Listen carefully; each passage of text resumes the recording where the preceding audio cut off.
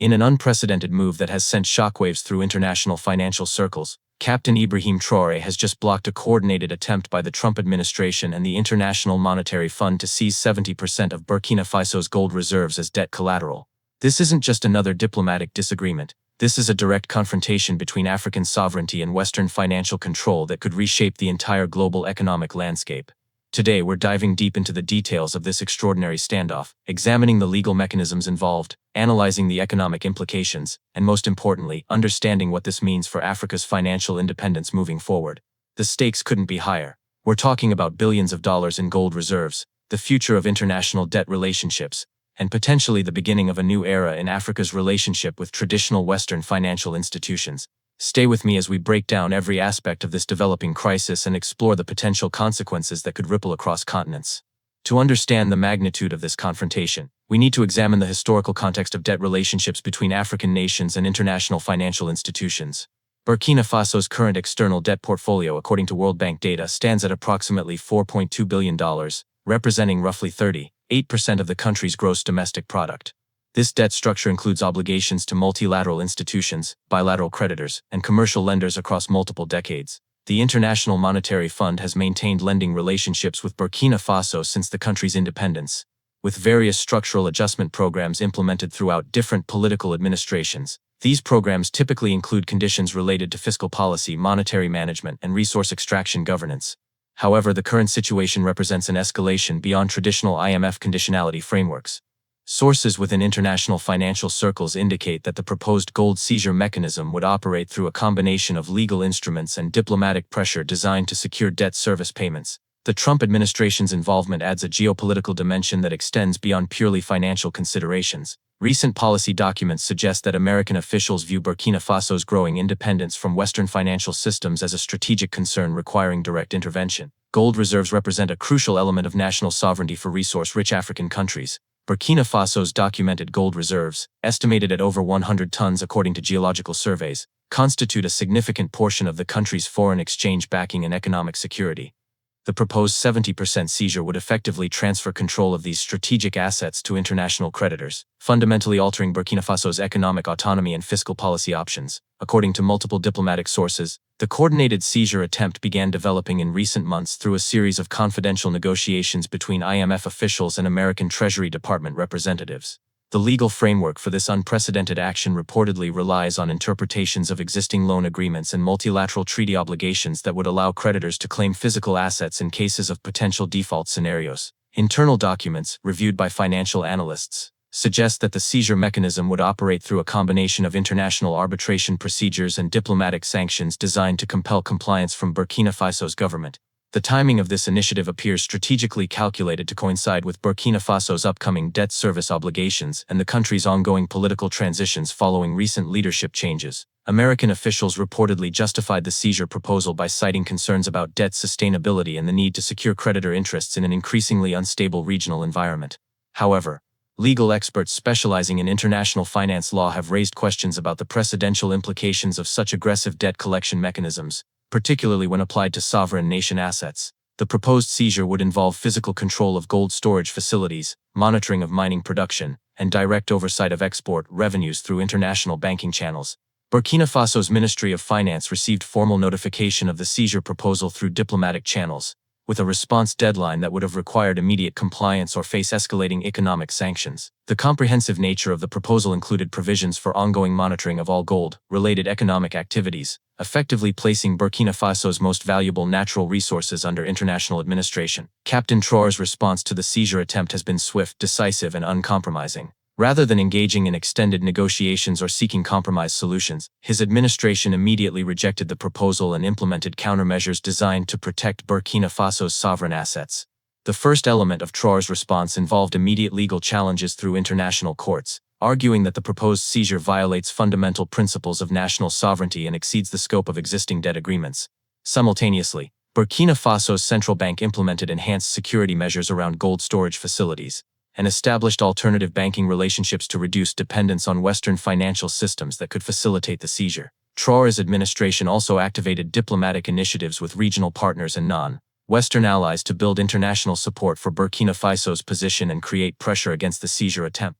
Public statements from the president's office have characterized the seizure proposal as economic colonialism, designed to maintain Western control over African resources through debt manipulation and financial coercion. The response strategy includes comprehensive documentation of all interactions with IMF and American officials, creating a detailed legal record that could support future international legal proceedings. Burkina Faso's government has also initiated contact with alternative international financial institutions, including development banks from China, Russia, and other non-Western countries that might provide refinancing options.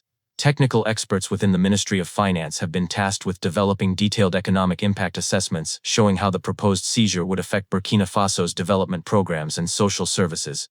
The administration has furthermore begun implementing policies designed to reduce future vulnerability to similar debt-based pressure tactics, including diversification of creditor relationships and enhanced domestic resource mobilization. The economic implications of this confrontation extend far beyond Burkina Faso's immediate financial situation, potentially affecting debt relationships throughout Africa and other developing regions. If successful, the seizure precedent could encourage similar actions by international creditors against other resource-rich developing countries facing debt challenges, fundamentally altering the global debt landscape. For Burkina Faso specifically, the blocked seizure preserves approximately $2.8 billion worth of gold reserves that would otherwise have been transferred to international creditor control. These reserves serve crucial functions in maintaining exchange rate stability, providing backing for the domestic currency, and offering security against external economic shocks. The confrontation has already affected Burkina Faso's relationships with international financial markets, with some Western banks reportedly reducing exposure to the country's debt instruments. However, this reduction in Western financial engagement has been partially offset by increased interest from alternative international partners, particularly institutions affiliated with BRICS countries and other non-Western economies. Regional economic implications include potential changes in how other West African countries approach their own debt relationships and resource management policies. The African Development Bank has expressed concerns about the precedent that aggressive debt collection mechanisms might establish for broader African economic sovereignty. Market analysts note that successful resistance to the seizure attempt could strengthen Burkina Faso's negotiating position in future debt discussions and enhance the country's reputation among investors seeking partners with strong sovereignty protections. Conversely, the ongoing confrontation creates uncertainty that may affect short-term investment flows and complicate some international business relationships. International reactions to the blocked seizure have varied significantly based on geopolitical alignments and economic interests, revealing the broader global tensions underlying this specific confrontation. European Union officials have generally maintained cautious neutrality, expressing support for both debt service obligations and sovereign rights while avoiding explicit endorsement of either position. However, several individual European countries have privately indicated concerns about the precedent that aggressive asset seizure might establish for their own international business relationships. China's response has been notably supportive of Burkina Faso's position, with official statements emphasizing respect for national sovereignty and criticizing attempts to use debt as a tool for political control. Russian officials have similarly endorsed Burkina Faso's resistance to the seizure, positioning the confrontation within broader narratives about Western economic imperialism and the need for alternative international financial systems. African Union leadership has expressed solidarity with Burkina Faso while calling for peaceful resolution of the dispute through established international legal mechanisms. Several other African countries facing similar debt pressures have watched the confrontation closely, recognizing that the outcome could affect their own future negotiations with international creditors. International legal organizations have raised questions about the precedential implications of the seizure attempt, particularly regarding the balance between creditor rights and sovereign immunity. Non-governmental organizations focusing on debt justice have characterized the blocked seizure as an example of predatory lending practices that trap developing countries in cycles of dependency. Academic economists have noted that the confrontation highlights fundamental tensions in the current international financial system and the need for reforms that better balance creditor interests with sovereign rights. From a strategic perspective, this confrontation represents a critical test of African countries' ability to resist external economic pressure and maintain control over their natural resources. Traoré's successful blocking of the seizure demonstrates that determined leadership can effectively challenge traditional Western financial dominance when supported by alternative international partnerships and strong domestic institutions. The incident also reveals the extent to which traditional international financial institutions are willing to use aggressive tactics to maintain their influence over African economies. Military and security analysts note that the confrontation has implications beyond economics, potentially affecting regional security relationships and defense cooperation agreements. The successful resistance to the seizure attempt strengthens Burkina Faso's position within the AES alliance and enhances the country's credibility as a leader in African sovereignty movements. However, the confrontation also creates ongoing risks of escalation through other economic pressure mechanisms, including potential sanctions, trade restrictions, or diplomatic isolation efforts.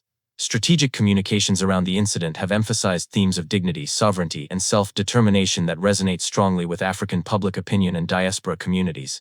The incident demonstrates the importance of diversified international relationships for countries seeking to maintain independence from traditional Western-dominated financial systems. Legal strategies employed in blocking the seizure could serve as models for other countries facing similar pressure tactics from international creditors. The confrontation also highlights the growing importance of alternative international institutions and partnerships in providing developing countries with options beyond traditional Western-dominated systems. Looking ahead, the successful blocking of this seizure attempt could fundamentally alter the dynamics of international debt relationships and African economic sovereignty. The precedent established by Burkina Faso's resistance may encourage other African countries to take stronger positions in their own negotiations with international creditors, potentially leading to broader changes in debt management across the continent. Alternative international financial institutions may see increased demand for their services as African countries seek to reduce dependence on traditional Western-dominated systems. The incident could accelerate development of regional financial institutions and payment systems that provide African countries with alternatives to existing international arrangements. Long-term implications include potential changes in how international law addresses the balance between creditor rights and sovereign immunity, particularly regarding natural resource assets. The confrontation may also influence broader discussions about debt sustainability and the need for international financial system reforms that better serve developing country interests. Regional economic integration efforts could benefit from the enhanced credibility that successful resistance to external pressure provides to Pan-African institutions and initiatives. Future debt negotiations involving African countries may need to account for increased awareness of aggressive collection tactics and stronger domestic political pressure to protect national assets. The incident demonstrates the importance of building diverse international partnerships that can provide alternatives to traditional Western economic relationships. Educational and awareness implications include increased public understanding of international financial mechanisms and their impact on national sovereignty. The successful blocking of the Trump administration and IMF's attempt to seize 70% of Burkina Faso's gold reserves represents a watershed moment in African economic sovereignty and international debt relationships. Captain Traoré's decisive response demonstrates that determined leadership, supported by strong institutions and alternative international partnerships, can effectively resist even the most aggressive forms of external economic pressure. This confrontation reveals the true nature of traditional international financial relationships and the extent to which Western institutions are willing to use coercive tactics to maintain control over African resources. The implications extend far beyond Burkina Faso's immediate situation, potentially affecting debt relationships throughout Africa and establishing precedents that could reshape the global financial landscape. For those following African political and economic developments, this incident represents exactly the kind of transformative event that defines new eras in international relationships. The successful resistance to this seizure attempt strengthens the case for continued African economic independence and demonstrates the viability of alternative approaches to international financial engagement. As this situation continues to develop, the international community will be watching closely to see how traditional financial institutions adapt to this new reality of stronger African sovereignty assertion. The outcome of this confrontation could influence similar situations across the developing world, as countries increasingly question traditional debt relationships and seek greater control over their natural resources. This analysis has provided comprehensive coverage of one of the most significant economic sovereignty confrontations in recent African history, examining the legal, economic, strategic, and international dimensions of this unprecedented situation. The story continues to evolve, and the long-term implications will likely become clearer as other countries and institutions respond to the precedent established by Burkina Faso's successful resistance. This detailed analysis demonstrates our commitment to providing in-depth coverage of the most important developments affecting African economic sovereignty and international relationships. For continued coverage of these critical developments, subscribe to our channel and activate notifications to ensure you receive immediate updates as this situation evolves. Share this analysis with others interested in understanding the real dynamics of international finance and African sovereignty movements. Check our playlist for additional content examining similar confrontations between African nations and international financial institutions. Your engagement through likes, comments, and shares helps us continue providing this level of detailed analysis on the issues that matter most for Africa's future.